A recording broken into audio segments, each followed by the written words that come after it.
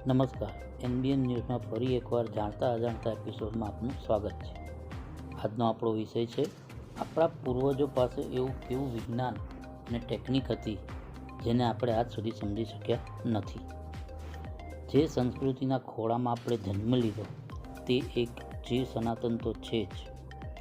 આપણને જાણીને આશ્ચર્ય થશે કે ભારતમાં એવા મહત્ત્વપૂર્ણ શિવલિંગ છે જે કેદારનાથથી લઈ રામેશ્વરમ સુધી સીધી રેખામાં બનાવવામાં આવ્યા છે.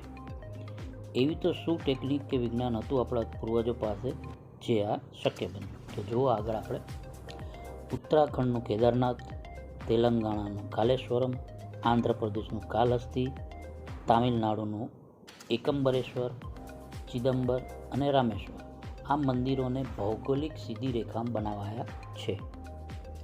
હવે આ બધા મંદિરોની પ્રકૃતિના 5 તત્વોના લિંગ તેની અભિવ્યક્તિની પ્રતિનિધિ કરે છે, જેને આપણે સાદી ભાષામાં પંચભૂત કહીએ છીએ. પંચભૂત એટલે પૃથ્વી, જળ, અગ્નિ, વાયુ અને અંતરિક્ષ. આ 5 તત્વોના આધાર પર આ 5 શિવલિંગોને પ્રતિષ્ઠાપિત કરે છે. જેમ કે જળનું પ્રતિનિધિત્વ તિરુવન્નકેવલ મંદિરમાં કરવામાં આવ્યું છે. આગનું પ્રતિનિધિત્વ તિરુવન્નમલઈમાં છે. હવાનું પ્રતિનિધિત્વ કાલહસ્તીમાં છે. પૃથ્વીનું પ્રતિનિધિત્વ કાંચીપુરમમાં છે. અને છેલ્લે અંતરિક્ષ એટલે કે આકાશનું પ્રતિનિધિત્વ ચિદમ્બરમમાં છે. અને આ જ 5 મંદિરો વાસ્તુ, વિજ્ઞાન અને વેદનો એક અદ્ભુત સમાગમ બી દર્શાવે છે. અને ભૌગોલિક રૂપથી પણ આ મંદિરોમાં વિશેષતા મળી આવી છે.